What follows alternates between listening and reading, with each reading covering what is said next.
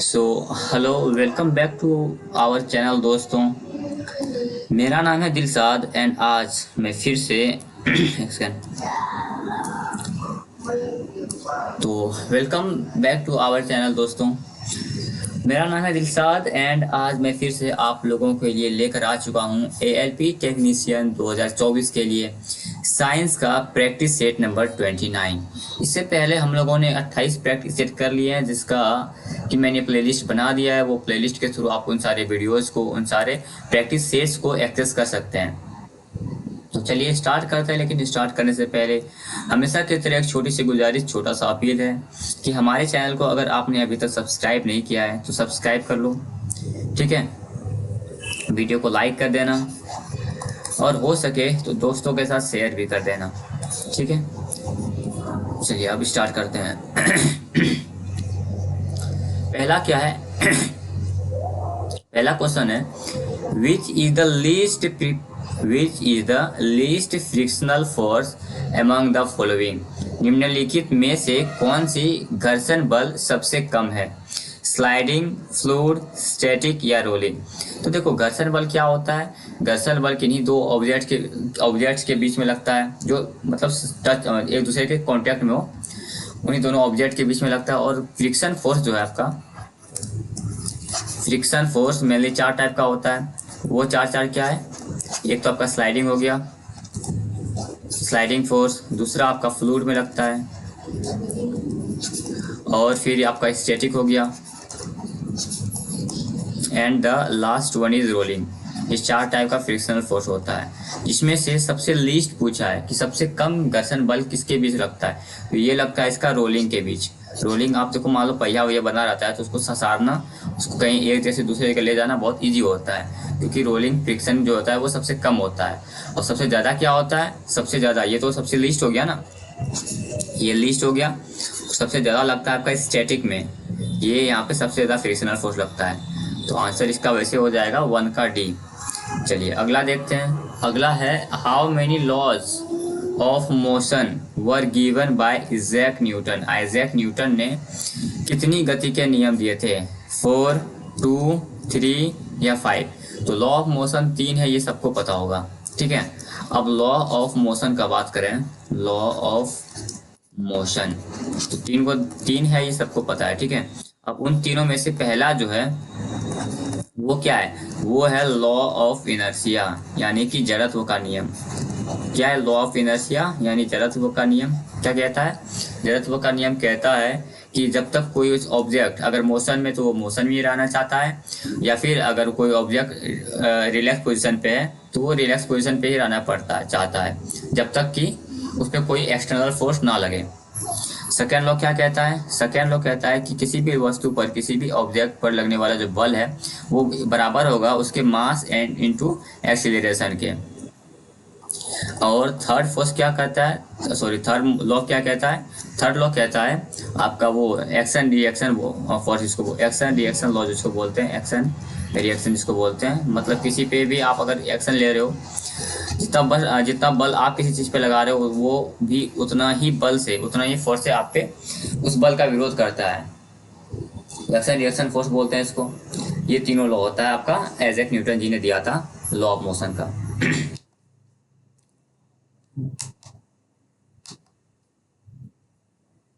क्या हो गया भाई? चलिए अगला देखते हैं। अगला क्या है? Through which of the following mediums can sound not travel. निम्नलिखित में से किस माध्यम से ध्वनि यात्रा नहीं कर सकती? स्टील, वैक्यूम, एयर या मिल्क। तो देखो साउंड को ट्रेवल करने के लिए मैकेनिकल वेव की जरूरत होती है।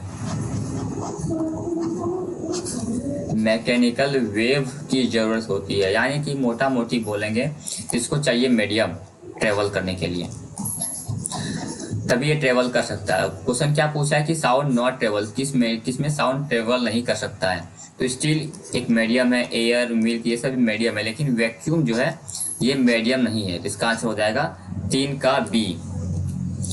अगला है who proposed the law of planetary motion. ग्रहों की गति के नियम किसने प्रस्तावित किए थे? ग्रहों के गति के नियम आइजैक न्यूटन, इसने तो अभी अभी हम लोगों ने देखा क्या दिया था, लॉ ऑफ मोशन दिया था। ठीक है, इसने तो अभी भी हम लोगों ने पीछे क्वेश्चन देखा, लॉ ऑफ मोशन दिया था। आपका रोजर बेकन, गैलीलियो या केपलर ने इसका पूरा नाम क्या है, जोहानेस केपलर ने। तो आपको पता होगा कि ग्रहों की गति के नियम प्लानेटरी मोशन केपलर ने ही दिया था। इसने क्या कहा था केपलर ने, अगर ये हमारा सन है तो ऐसे कुछ दे देते हैं, ये है आपका एलिप्टिकल ऑर्बिट। अब हिंदी मत पूछना, हिंदी मुझे नहीं आता। एलिप्टिकल ऑर्बिट,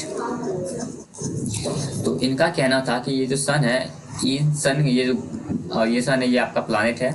तो ये प्लानेट जो है सन के चक्कर लगाता है, ये तो सही बात है, सन का चक्कर लगाता है, लेकिन किस ऑर्बिट में लगाता है, तो वो ऑर्बिट जो है वो एलिप्टिकल ऑर्बिट में चक्कर लगाता है। यही कहना था जोहान्स केपलर जी का, जोहानेस क्या लिखा हुआ है, जोहानेस केपलर जी का। तो प्लानेटरी मोशन जो है आपका केपलर ने दिया था 4 का डी। चलिए अगला है, Albert Einstein was awarded the Nobel prize for dash in 1921। Albert Einstein को 1921 में डैश के लिए नोबेल पुरस्कार मिला था। Photo electric effect, theory of relativity, radio activity या डॉपलर इफेक्ट। तो देखो अल्बर्ट आइंस्टाइन को अवार्ड जो मिला था 1921 में नोबेल प्राइज, वो मिला था फोटो इलेक्ट्रिक इफेक्ट के कारण। आप लोगों ने 12th में पढ़ा होगा फोटो इलेक्ट्रिक इफेक्ट, तो उन्हीं के लिए मिला था इसको नोबेल प्राइज 1921 में अल्बर्ट आइंस्टाइन जी को। अगला है, the theory of relativity is associated with. Theory सापेक्षता का सिद्धांत किससे संबंधित है? थ्योरी ऑफ रिलेटिविटी किसने दिया था? न्यूटन, कैल्विन, रोंट्गन और अल्बर्ट आइंस्टाइन ने। तो थ्योरी ऑफ रिलेटिविटी जो है आप सबको पता है कि ये दिया था अल्बर्ट आइंस्टाइन ने। 6 का आंसर डी हो गया। 7वां, which acid is present in the ant sting. चींटी के डंक में कौन सा अम्ल होता है? Acetic acid, methanoic acid, tartaric acid या लैक्टिक एसिड। तो चींटी के डंक में मैं आपको एक लिस्ट ही बना देता हूँ। चलिए, एप्पल मतलब सेब, इसमें होता है मैलिक एसिड। ठीक है, फिर आपका देख लेते हैं एक लेमन जो एग्जाम में आता है। लेमन में आपका होता है साइट्रिक एसिड। उसके बाद ग्रेप्स मतलब अंगूर, इसमें आपका होता है टार्ट्रिक एसिड। उसके बाद आपका एक बार टोमेटो में आपका कौन सा एसिड होता है? इसमें होता है ऑक्सैलिक एसिड। फिर एक विनेगर, इसमें आपका होता है एसिटिक एसिड। उसके बाद आपका कर्ड हो गया मतलब दही, इसमें होता है लैक्टिक एसिड। अच्छा, यहाँ पे जो लैक्ट है ना, ये LACT लैक्ट, ये रूट वर्ड होता है मिल्क के लिए, ये आपको ध्यान रखना है। लैक्ट जो है ये रूट वर्ड होता है मिल्क के लिए। Curd lactic acid. उसके बाद ऑरेंज, इसमें आपका होता है कौन सा? Ascorbic acid. ये सब याद रखना है आपको, क्लास 8 का है ये। उसके बाद आपका आंट हो गया, आंट स्टिक में या बी अगर काट लेता है मधुमक्खी में, इसमें होता है फॉर्मिक एसिड। Formic acid. चलिए, तो यहाँ पूछा है आंट स्टिक में कौन सा एसिड होगा? एसिटिक, मिथेनोइक, टार्ट्रिक या लैक्टिक। तो देखो इसमें आपका कौन सा होगा? देखो फॉर्मिक एसिड को मिथेनोइक एसिड भी बोलते हैं। अगर आपने IUPAC नेम पढ़ा है, मतलब जो भी है भाई, फॉर्मिक एसिड को एसिटिक मिथेनोइक एसिड भी बोलते हैं। इतना आपको ध्यान रखना है बस।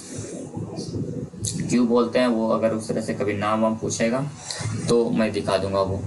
बाकी आप लोग इसका PDF रख लेना, PDF आपको टेलीग्राम पे मिल जाएगा, तो वहाँ आप टेलीग्राम चैनल ज्वाइन करके रख लेना। और प्लस में आप अगर रेलवे का एग्ज़ाम देते हो तो आपके लिए जीके भी ज़रूरी है। ठीक है, साइंस पे फोकस कर रहे हो ये सही बात है, लेकिन जीके भी ज़रूरी है। और जीके का जो मैं क्लास है उसमें मैं लेके आता हूँ 4 बजे, लाइव हो जाता है, डेली 4 बजे आता है, तो आप लोग उसको ज़रूर देखिएगा। अगला है which acid is used in the anodising process. Anodising प्रक्रिया में कौन सा अम्ल प्रयोग किया जाता है? Dilute acetic acid, dilute sulphuric acid, dilute hydrochloric acid या डाइल्यूट नाइट्रिक एसिड। कौन सा एसिड यूज होता है किसमें? एनडाइजिंग प्रक्रिया में ये होता है डाइल्यूट सल्फ्यूरिक एसिड। 8 का बी। अगला है which among the following is an amphoteric oxide. निम्नलिखित में से कौन एम्फोटेरिक ऑक्साइड है? अब देखो एम्फोटेरिक ऑक्साइड होता क्या है? एम्फोटेरिक ऑक्साइड ये होता है वैसा ऑक्साइड को एम्फोटेरिक ऑक्साइड बोलते हैं जिसमें जो कि बेस के तरह भी रिएक्ट करता है। ठीक है, जो कि बेस के तरह भी रिएक्ट करता है और एसिड की तरह भी रिएक्ट करता है, मतलब उसमें दोनों नेचर होता है, एसिडिक भी होता है बेसिक भी होता है, उसको एम्फोटेरिक ऑक्साइड बोलते हैं। मतलब वैसा ऑक्साइड जो बेसिक नेचर भी शो करता है, एसिडिक नेचर भी शो करता है, उसको एम्फोटेरिक ऑक्साइड बोलते हैं। ठीक है, तो इसमें इसका यहाँ पे आंसर हो जाएगा जिंक ऑक्साइड। अच्छा, कुछ एलिमेंट है, आप लोग ध्यान रखिएगा, अगर एम्फोटेरिक पूछ लिया जाए आगे में तो कुछ एलिमेंट है, अगर आपको तुक्का लगाना है तो तुक्का लगा सकते हो। कौन कौन सा एलिमेंट है वो मैं बता देता हूँ। आपका हो गया कॉपर, फिर आपका जिंक, फिर आपका टीन, फिर हो गया लेड, और आपका एल्युमिनियम एंड बेरिलियम। ये सब जो है ये सब अगर आता है ना तो आप उसमें थोड़ा सा चांस ले सकते हो कि ये एम्फोटेरिक ऑक्साइड हो सकता है। बाकी एक तो जिंक ऑक्साइड हो गया और एक होता है आपका एल्युमिनियम ऑक्साइड। ये एम्फोटेरिक ऑक्साइड का एग्जांपल है। अगला है a dash is homogeneous mixture of 2 और मोर सब्सटेंस। एक डैश 2 या 2 से अधिक पदार्थों का समरूप मिश्रण है। देखो मिक्सचर मेनली क्या होता है? मिक्सचर और कंपाउंड दोनों में अंतर होता है। क्या अंतर होता है? इसमें किसी ना किसी प्रोपोर्शन में मिलाते हैं और इसमें कोई प्रोपोर्शन नहीं होता है। इसमें एक अनुपात फिक्स होता है। ठीक है, इसमें क्या होता है? एक अनुपात फिक्स होता है, लेकिन इसमें अनुपात आपका फिक्स नहीं होता है। यही अंतर है। ठीक है, और ये होता है 2 टाइप का, एक होता है होमोजीनियस, एक होता है हेट्रोजीनियस। ये सब आपको पता होगा वैसे। तो देखो पूछ रहा है होमोजीनियस मिक्सचर का क्या 2 या 2 से अधिक पदार्थों का समरूप है? कौन सा? कंपोनेंट, सॉल्यूशन, पार्टिकल या मॉलिक्यूल? इसका आंसर तो सॉल्यूशन होगा, गोल, सबको पता होगा, ये सबका ही सही हो गया होगा ये। 10 का बी। अगला है power alcohol is a mixture of dash and ethyl alcohol. Power alcohol dash और इथाइल अल्कोहल का मिक्सचर है। तो देखो आपने अगर आप बाइक या कार जो भी चलाते हो तो उसमें आपने देखा होगा कि एक होता है तुम्हारा क्या बोलते हैं, पेट्रोल, और एक होता है पावर वाला पेट्रोल। आपने देखा होगा वैसे, लेकिन उधर नहीं जाते हैं, छोड़ो। इसका आंसर क्या होगा कि power alcohol is a mixture of dash and ethyl alcohol. Power alcohol जो होता है वो मिक्सचर होता है आपका पेट्रोल एंड इथाइल अल्कोहल का। Which of the following is used in plastics. Plastic में कौन सा पदार्थ प्रयोग होता है? ये होता है आपका इथाइलिन। इथाइलिन जो है प्लास्टिक में प्रयोग होता है। ये आपने कहाँ पढ़ा होगा? हाँ, ये पढ़ा होगा 12th में, एक चैप्टर है पॉलीमर करके, ठीक है, जिसको कि हिंदी में शायद बहुलक बोलते हैं, वहाँ आपने पढ़ा होगा। What ingredient is put in bread to make it rise? रोटी को फुलाने के लिए कौन सा पदार्थ डाला जाता है? Tomato ketchup? नहीं, इससे रोटी कैसे फूलेगा। चीज़? इससे भी रोटी नहीं फूलता है। व्हीट? तो इसका आंसर होगा नहीं, इसका आंसर होगा खमीर यानी यीस्ट। यीस्ट डालते हैं तो रोटी फूल जाता है। अगला है which gas is needed for photosynthesis. प्रकाश संश्लेषण के लिए कौन सा गैस आवश्यक है?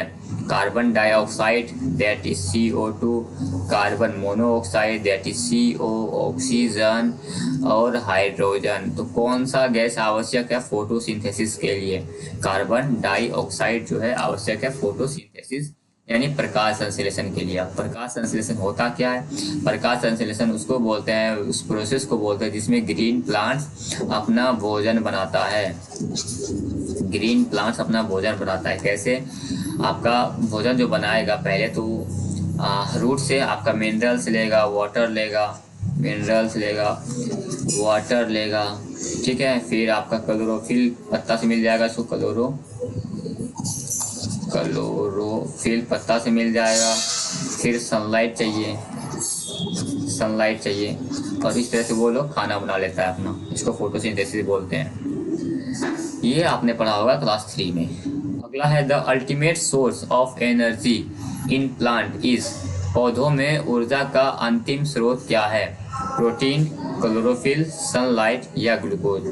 पौधों में जो एनर्जी का अंतिम स्रोत है वो है सनलाइट, ठीक है। तो यहाँ पे हम लोगों का कंप्लीट होता है 15 क्वेश्चन। आप लोग कमेंट करके बताइएगा कि आपका कितना सही हुआ। बाकी अगर आपने हमारे चैनल को सब्सक्राइब नहीं किया है, फिर से सब्सक्राइब करने के लिए इसलिए बोल रहा हूँ क्योंकि मैंने टारगेट रखा है कि इस मंथ मुझे 400 सब्सक्राइबर हिट करना है, उसमें मेरी हेल्प कर दो। बाकी अगर सेशन पसंद आया है तो लाइक कर देना, दोस्तों के साथ शेयर कर देना, और इसका PDF चाहिए तो टेलीग्राम पे जुड़ जाना। टेलीग्राम पे आपको इसका PDF भी मिल जाएगा। मिलते हैं आपसे अगले सेशन में, तब तक के लिए जय हिंद, जय भारत।